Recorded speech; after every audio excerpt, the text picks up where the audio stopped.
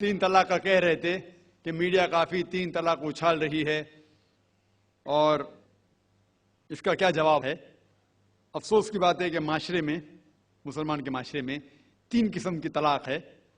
मुसलमान के माशरे में, सोसाइटी में, एक तलाक बिदअत, तलाक तलाक तलाक एक साथ में को हो जाती है। एक तलाक हसन, जो तलाक दो, एक माह रुको हैज के लिए, फिर तलाक दो, फिर रुको, फिर तीसरा तलाक दो। और तीसरा तलाक के हसन, जो बिल्कुल सही तरीका है, जो कुरान शरीफ के है, तलाक दो और 3 माह रुको। कुरान की आयत है सूरह बकरा में, सूरह नंबर 2 आयत नंबर 228 में लिखा हुआ है कि जब भी आप तलाक देंगे तो 3 माह या 3 हैज की इद्दत है। तो तलाक पूरे मुकम्मल होने के लिए 3 हैज या 3 माह, 3 मेंस्ट्रुअल साइकिल और 3 मंथली कोर्सेज मस्ट है, कंपलसरी है। अफसोस की बात है कि ये जो इख्तिलाफ उम्मत में है उसकी एक वजह है।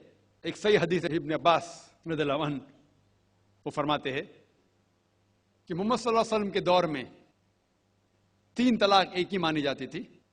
हजरत अबू बकर के दौर में 3 तलाक एक ही मानी जाती थी। हजरत उमर के पहले 2 साल के दौर में 3 तलाक एक ही मानी जाती थी। लेकिन उसके बाद हजरत उमर रज़ियल्लाहु अन्हु उस सिचुएशन को देख के वो कहते अगर कोई शख्स 3 दे दिया तो 3 हो जाती है। इस हदीस की वजह से जो इख्तिलाफ उम्मत में है, और कई उलमा में इख्तिलाफ है, लेकिन उलमा में इख्तिलाफ है, रहेगा एक मंच पे आएंगे कि अल्लाह आलम। लेकिन अगर आप कुरान की रोशनी में पढ़ते हैं, कुरान में तलाक का जिक्र किया गया है सूरह बकरा में, सूरह नंबर 2 आयत नंबर 228 से लेकर 240 तक, और सूरह तलाक में सूरह नंबर 65 आयत नंबर 1 से 7। जो कुरान मजीद में तलाक का जिक्र है उसके अंदर यह है कि कभी कोई डिफरेंस ऑफ ओपिनियन, कोई झगड़ा हो जाता है शोहर और बीवी में, तो पहला शोहर बीवी बैठ के बात करे। ऐसा नहीं कि बीवी ने नमक ज्यादा डाल दिया और तलाक तलाक तलाक कह दिया और तलाक हो गया। अगर बीवी में नमक ज्यादा डाला, बोले आपको नमक कम चाहिए, मामला सुलझ जाएगा, बैठ के बात करो। फिर भी बात ना बने तो अल्लाह ताला फरमाता है सूरह निसा में सूरह नंबर 4 आयत नंबर 35 में कि आपके दरमियान एक हकम रखो, एक आर्बिट्रर बीवी की तरफ से, एक आर्बिट्रर शोहर की तरफ से। मतलब आर्बिट्रर, हकम कहते हैं आर्बिट्रर को, हकम रखो बीवी की तरफ से और शोहर की तरफ से, और मामला को सुलझा लो। फिर भी अगर बात नहीं माने तो आप फिर तलाक दे सकते हैं। तो तलाक देते हैं तो कई उसके क्राइटेरियाज है कि हैज के वक्त तलाक मत दो, जब आप गुस्से में तलाक मत दो, शराब की हालत में तलाक मत दो। उसके बाद जब तलाक दिया जाता है तो 3 माह रुकना चाहिए। तलाक के आसन है जो बिल्कुल सही तरीका है।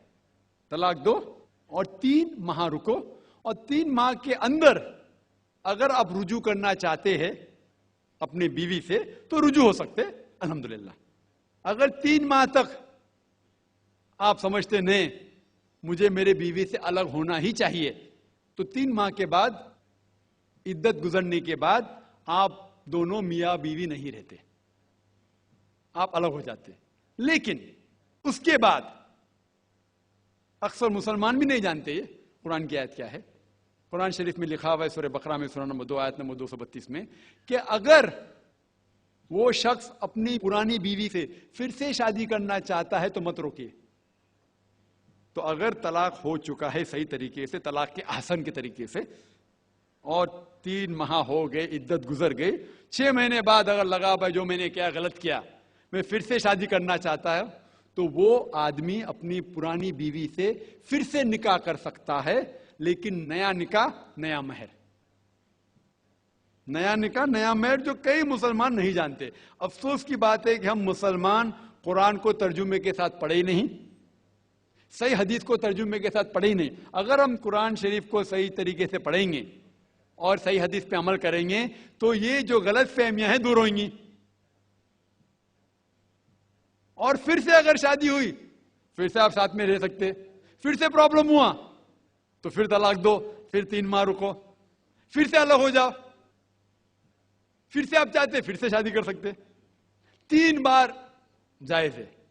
तीसरी बार आखिरी बार है, उसके बाद आप फिर से शादी नहीं कर सकते जब तक वो दूसरी किसी से शादी नहीं करे।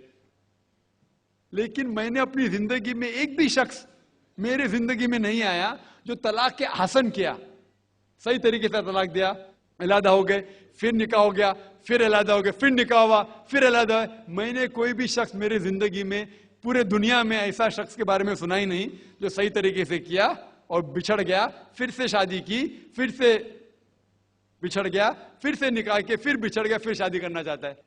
अगर आप सही तरीके से कुरान के ऊपर अमल करेंगे तो ये नौबत आएंगी नहीं। और कुछ लोग जो इस्लाम को मजाक बनाए और क्या कहते कि अच्छा अगर एक साथ में दे दिए, 3 तलाक दे दिए, हो गई, अभी क्या हलाला करो। कुरान कहता है 3 तलाक एक साथ में भी देंगे तो एक ही होती है। मोहम्मद सल्लल्लाहु अलैहि वसल्लम के वक्त पे 3 भी एक साथ में देना एक ही होता था। हजरत अबू बकर के टाइम में भी 3 तलाक एक ही होता था।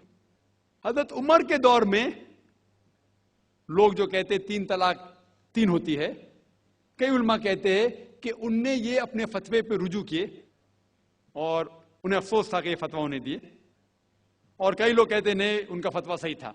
इसमें उम्मत का इख्तिलाफ है। लेकिन अगर कुरान की रोशनी में देखेंगे तो 3 तलाक एक साथ में भी देंगे तो एक ही होती है। हजरत उमर के दौर में रज़ियल्लाहु अन्हु उन्होंने कहा था कि हम उसे कह नहीं सकते, क्या वो गलत है।